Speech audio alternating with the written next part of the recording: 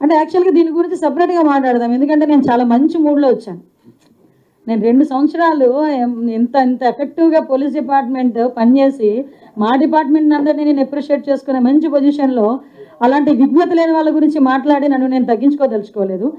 కానీ మాట్లాడతా, చెప్తున్నా, కానీ మాట్లాడతా, ఒక ప్లాట్ఫామ్ మీద మాట్లాడతా. కానీ ఇది కాదు ఆ ప్లాట్ఫామ్. ఇది నా డిపార్ట్మెంట్ ప్రైడ్, నా డిపార్ట్మెంట్ 2 సంవత్సరాల కష్టం.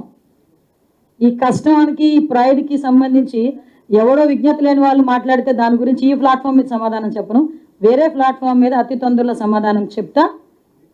కానీ ఇది సందర్భంగా దయచేసి నాకు అది వదిలేయండి, ఎందుకంటే ఈ దాని గురించి మాట్లాడితే ఇదంతా ఒకే వెళ్ళిపోద్ది. నా 2 సంవత్సరాలు నా డిపార్ట్మెంట్ కష్టం, ఇది చాలా కష్టపడ్డారు.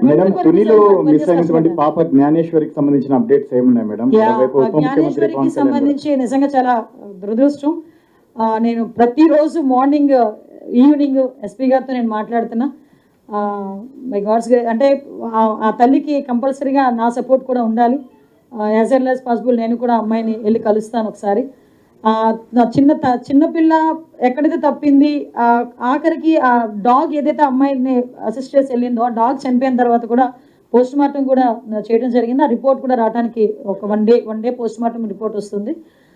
ఓవరాల్గా చెప్పాలంటే కొన్ని టీంలు, ఎన్డీఆర్ఎఫ్ టీంలు కూడా ఒకవేళ ఇన్ కేసు ఎక్కడైనా ఆ అడవుల మధ్యలో ఉండిపోయిందా, లేకపోతే ఎక్కడైనా ఏదైనా అన్ఫార్చునేట్ థింగ్ ఏదైనా జరిగిందా, దాని గురించి కూడా ఆ యాంగిల్లో కూడా పనిచేస్తున్నారు. ఎన్డీఆర్ఎఫ్ టీం అక్కడే ఉంది, టీమ్స్ ఏర్పాటు చేసాం. ఫారెస్ట్ డిపార్ట్మెంట్ వాళ్ళు ఉన్నారు, ఎస్డీఆర్ఎఫ్ టీం వాళ్ళు ఉన్నారు, మా పోలీస్ టీం పనిచేస్తుంది. 24/7 ఆ పాప ప్రాణంతో దొరకాలి అనే ఈరోజు మనం అందరం కూడా కోరుకుంటున్నాం కూడా.